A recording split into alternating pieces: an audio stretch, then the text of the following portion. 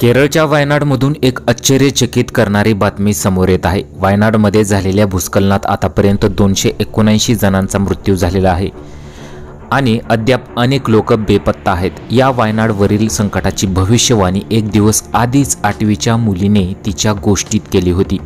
संपूर्ण घटना पाहण्यापूर्वी मराठी न्यूजला जरूर सबस्क्राइब करा। वायनाडवरील संकटाची भविष्यवाणी एक दिवस आधीच 8वीच्या मुलीने तिच्या गोष्टीत केली होती। त्याच्या दुसऱ्याच दिवशी तिच्या गावावर हे संकट कोसळले आहे। वायनाड ट्रेजेडीमुळे केरळच्या एका 14 वर्षीय मुलीची गोष्ट चर्चेत आलेली आहे। लाया SS नावाच्या मुलीने शाळेच्या मॅगझिनसाठी एक गोष्ट लिहिली होती।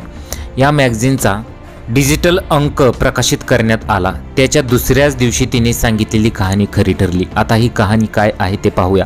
वायनाडमध्ये भूस्खलन झाल्याने वेल्लारामला सरकारी शाळाही वाहून गेली। या घटनेत अनेक लोकांचा मृत्यू झाला। याच शाळेची ही मॅगझिन ही होती।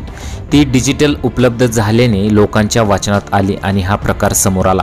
धक्कादायक बाब म्हणजे या भूस्खलनात लायाच्या वडिलांचाही मृत्यू झालेला आहे। लायाची ही गोष्ट सोमवारी सकाळी अपलोड करण्यात आली होती। याचे शीर्षक अग्रहितेंत दुरानुभव असे आहे।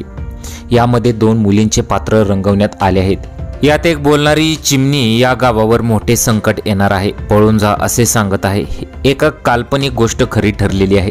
तुम्हाला काय वाटतं? तुमच्या प्रतिक्रिया आम्हाला कमेंट बॉक्समध्ये जरूर कळवू शकता।